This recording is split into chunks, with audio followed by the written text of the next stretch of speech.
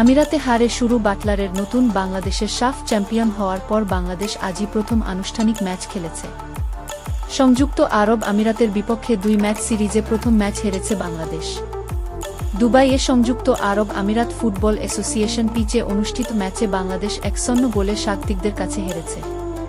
বাংলাদেশ আরব আমিরাত সফর করছে সিনিয়র ফুটবলার ছাড়াই। সাবিনা, কৃষ্ণা সহ 18 ফুটবলার ব্রিটিশ কোচ পিটার বাটলারকে বর্জন করছেন। বাফুফে বাটলারকেই কোচ রাখায় সিনিয়র ফুটবলার অনুশীলনে যোগ দেননি। তাই কোচ বাধ্য হয়ে অনভিজ্ঞ ফুটবলারদের নিয়েই দুবাই সফর করেন। আজ বেশ কয়েকজন প্রথমবারের মতো সিনিয়র দলের হয়ে খেলেছেন। বাংলাদেশ জুনিয়র পর্যায়ে আমিরাত নারী দলকে একাধিকবার পরাজিত করেছে। সিনিয়র পর্যায়ে আজই প্রথম মুখোমুখি হয়েছে। স্বাগতিক আমিরাত বাংলাদেশের চেয়ে 100 ধাপ এগিয়ে ফিফা র্যাঙ্কিংয়ে। মাঠের পারফরম্যান্সও আমিরাত এগিয়েছিল। 18 মিনিটে এলিজাবেথের গোলে লিড নিয়ে নেয় স্বাগতিক দল। 2 মিনিট পর আইরিনের শট পোস্টে লেগে ফিরে আসলে সমতায় ফেরার সুযোগ হারায় বাংলাদেশ।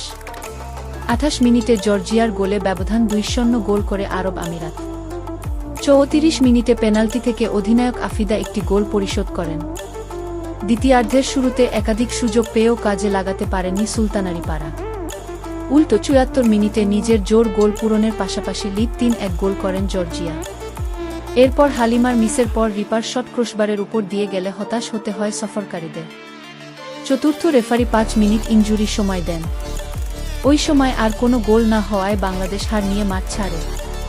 সংযুক্ত আরব আমিরাত বাংলাদেশের মধ্যকার ম্যাচটি সরাসরি সম্প্রচার হয়নি। এজন্য বাংলাদেশ থেকে ম্যাচটি দেখা যায় না। এই রিপোর্ট লেখা পর্যন্ত বাফুফে আনুষ্ঠানিকভাবে গোলদাতা ও সময় গণমাধ্যমকে অবহিত করতে পারেনি। গণমাধ্যম কর্মীরা নিজ নিজ উদ্যোগে বিভিন্ন মাধ্যম থেকে তথ্য নিয়ে পেশাগত দায়িত্ব পালন করেন। খেলা দেখার সুযোগ না হওয়ায় বাটলারের অধীনে নতুন বাংলাদেশ কেমন খেলেছে সেটা বোঝা যায়নি। 2 দলের মধ্যকার সিরিজের দ্বিতীয় ম্যাচ 2 মার্চ। প্রকার বিনোদন সকল খবর আপডেট পেতে আমাদের ইউটিউব চ্যানেল এবং ফেসবুক পেজ বিশ্ব বাংলার তথ্য সাথেই থাকুন। ধন্যবাদ।